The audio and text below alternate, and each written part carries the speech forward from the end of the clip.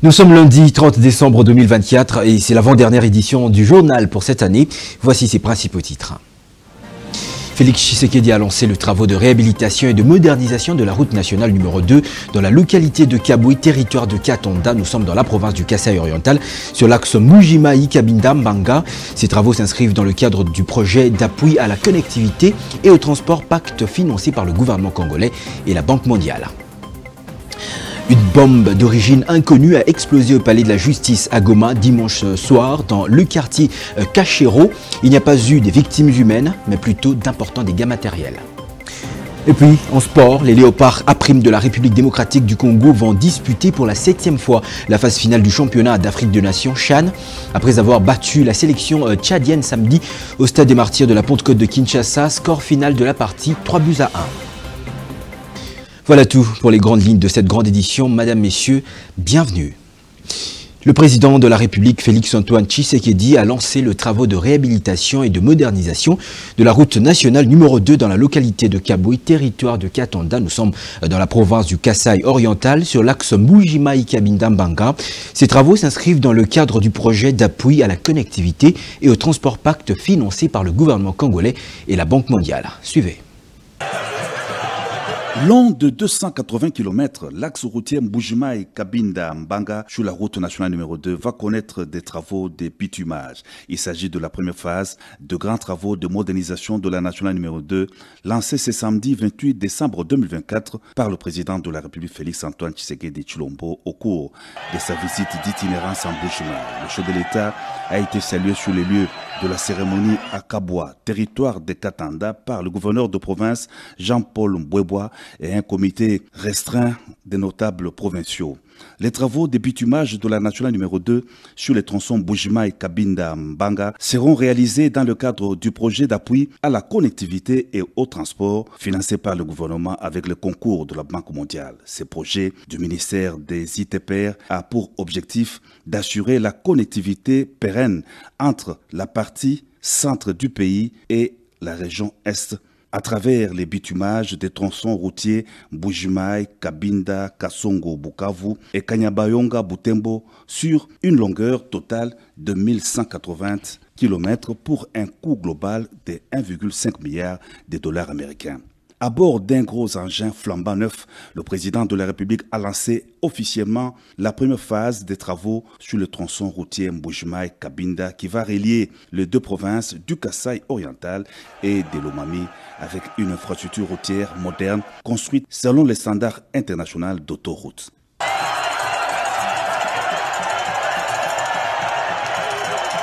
La particularité de ces projets routiers est qu'ils prévoient la pose de fourreaux de fibres optiques en même temps que la construction de la route pour permettre une connectivité non seulement routière mais aussi numérique.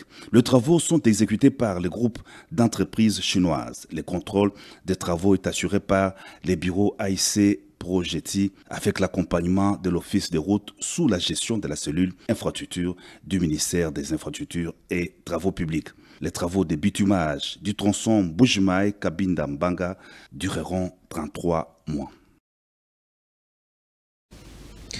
Une bombe d'origine encore inconnue a explosé au palais de la justice à Goma dimanche soir dans le quartier Keshero. Le drame s'est produit aux environs de 20 heures, plongeant la population dans un désarroi total. Il n'y a pas eu de victimes humaines, mais plutôt d'importants dégâts matériels. Les vitres et les murs du bâtiment ont été endommagés. Présentement, les enquêtes des services de sécurité sont en cours pour identifier l'origine de cette bombe larguée en pleine ville. Il y a quelques semaines et pratiquement 4 jours, d'autres engins explosifs ont été découverts à des endroits stratégiques dans la ville d'Egoma. Le gouverneur du Sud Kivu, Jean-Jacques Purusi Sadiki, et son collègue du Nord Kivu, Peter Chirimwani, ont signé dimanche 29 décembre 2024 à Bukavu un accord d'échange interprovinciaux qui vise à décourager les actes d'exploitation des ressources forestières et minières au parc national de Kahuzi-Biega et ainsi protéger ce joyau qui fait face à une exploitation massive des ressources et à la destruction de l'environnement. C'est un reportage de la presse du gouvernorat du Sud Kivu.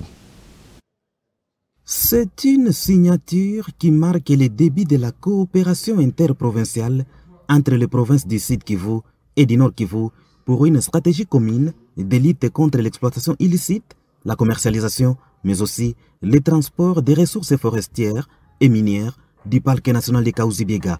Déjà, le gouverneur militaire du Nord Kivu, Peter Chiremwami, a salué les initiatives prises par son homologue du Sud Kivu, le professeur Jean-Jacques Purusi Sadiki, initiative visant la protection, interdiction d'envahissement du PNKB. Nous sommes obligés de nous mobiliser nos populations pour que chacun soit à la limite gardien ou jaloux de tout ce que nous avons comme ressources et qu'on ne puisse pas permettre à ce que ça puisse traverser frauduleusement nos frontières. Pour sa part, les champions dans la protection de l'environnement et de la biodiversité, le professeur Jean-Jacques Purusi Sadiki, gouverneur des Sud Kivu, a rappelé les sanctions contenues dans son récent arrêté avant d'exprimer sa ferme détermination à les appliquer à l'encontre de celles et ceux qui tenteront d'aller outre.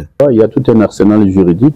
Outre l'arrêté que nous avons pris, nous avons la Constitution, nous avons toute une réglementation locale, nationale et sous-régionale et internationale d'ailleurs, qui prévoit ce qu'il faut pour, comme sanction pour les personnes qui s'évertuent à détruire l'environnement et ces écosystèmes qui soient animaliers, forestiers ou lacustres.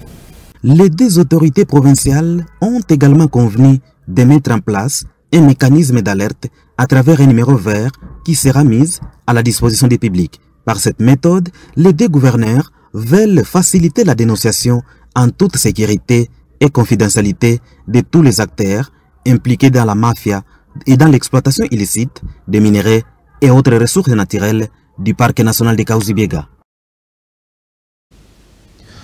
Le syndicat national de médecins du Congo, SIMECO, dit s'inquiéter face au non-respect des engagements pris avec le gouvernement congolais concernant le paiement complémentaire du 4e trimestre 2024. Dans une déclaration rendue publique ce lundi 30 décembre, ce syndicat donne un délai de 3 jours au gouvernement congolais pour régulariser la situation, faute de quoi une grève générale sera déclenchée dans tous les hôpitaux sur l'ensemble du territoire national. Alexis Chiboui pour les détails. Cet avertissement clair du syndicat national de médecins du Congo, SIMECO au gouvernement, est un signe avant-coureur, annonçant une nouvelle crise dans les secteurs de la santé. À seulement quelques jours de la fin de l'exercice budgétaire 2024, les syndicats brandit la menace d'une grève générale à partir du 2 janvier 2025, suite au non-paiement du complément salarial du 4e trimestre. Cette escalade fait suite à de multiples appels au dialogue, restés lettre morte.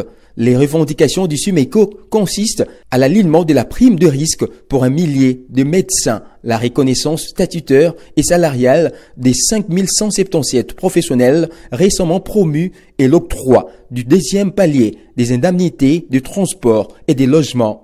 Ces points, loin d'être des caprices, sont des éléments essentiels pour la reconnaissance et la motivation des professionnels de la santé, acteurs clés du système. Ce bras de fer en gestation n'est pas un simple conflit salarial. Il relève d'une crise de confiance entre les professionnels de la santé et le gouvernement. Les secteurs de la santé congolais, déjà fragilisés par un manque de moyens des infrastructures défaillantes, ne peut se permettre une nouvelle paralysie de ce service. L'ancien président des États-Unis d'Amérique et lauréat du prix Nobel de la paix en 2002, Jimmy Carter, est décédé dimanche 29 décembre à l'âge de 100 ans à son domicile dans son village natal en Géorgie, dans le sud-est des États-Unis, a annoncé sa fondation Carter Center dans un communiqué rendu public ce lundi. Tous les présidents américains encore en vie se sentent empressés de saluer la mémoire de ce président atypique, notant que Jimmy Carter a occupé la Maison Blanche de 1977 à 1981. Il était le plus vieux président encore en vie et bénéficiait de soins à domicile depuis près de 2 ans. Il rejoint son épouse Rosaline, qui l'a précédé à l'âge de 96 ans. Les funérailles nationales dans la capitale fédérale sont annoncées par Joe Biden sans préciser la date. Et puis, en sport, les Léopards A' de la République démocratique du Congo vont disputer pour la 7e fois la phase finale du championnat d'Afrique de Nations CHAN. Après avoir été accrochés par les Saouds du Tchad au match aller de cette double confrontation par 1 but partout, le samedi 21 décembre 2024 à Abidjan, Côte d'Ivoire, les hommes de Otis Ngoma ont fait l'essentiel ce samedi en battant cette même sélection par 3-1 au stade de Martyrs de la Pentecôte de Kinshasa. Trésor Cornet-Tambi pour les récits. La réponse de Lina Bokomboli. Lina Abedi. L'année 2024 sera à jamais gravée dans les annales du sport congolais, en général et en particulier du football. Après la qualification de sa sélection A, U20 et dames, la République démocratique du Congo retrouve pour la énième fois la phase finale du championnat d'Afrique des Nations après sa précieuse victoire face au Tchad. Les léopards locaux ont obtenu leur qualification pour cette 8e édition en s'imposant 3-1 samedi 28 décembre 2024 au stade de Martyrs de Kinshasa.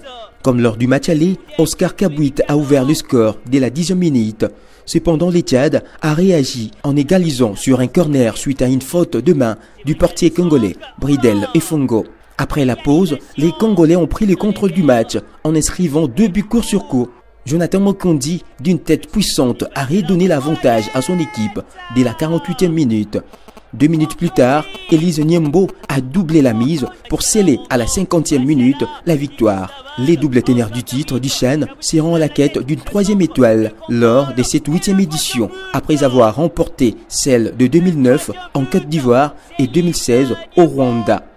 Cette édition du CHAN sera co-organisée du 1er au 28 février 2025 dans 3 pays d'Afrique de l'Est, à savoir le Kenya, l'Ouganda et la Tanzanie. Parce que la combinaison elle est parfaite. Kabouit a bien soulevé la tête, le centre, le contrôle, Lise Niembo qui envoie la balle au fond des filets. C'est avec cette note de sport que nous mettons fin à cette édition. Je vous rappelle ses principaux titres.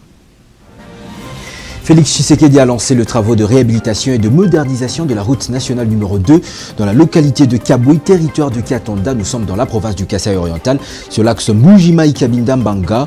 Ces travaux s'inscrivent dans le cadre du projet d'appui à la connectivité et au transport pacte financé par le gouvernement congolais et la Banque mondiale. Une bombe d'origine inconnue a explosé au palais de la justice à Goma dimanche soir dans le quartier Keshero. Il n'y a pas eu de victimes humaines, mais plutôt d'importants dégâts matériels. Et en sport, les léopards A' de la République démocratique du Congo vont disputer pour la 7e fois la phase finale du championnat d'Afrique des Nations. Après avoir battu la sélection tchadienne samedi au stade de Martyrs de la Pentecôte de Kinshasa, score final de la partie 3-1.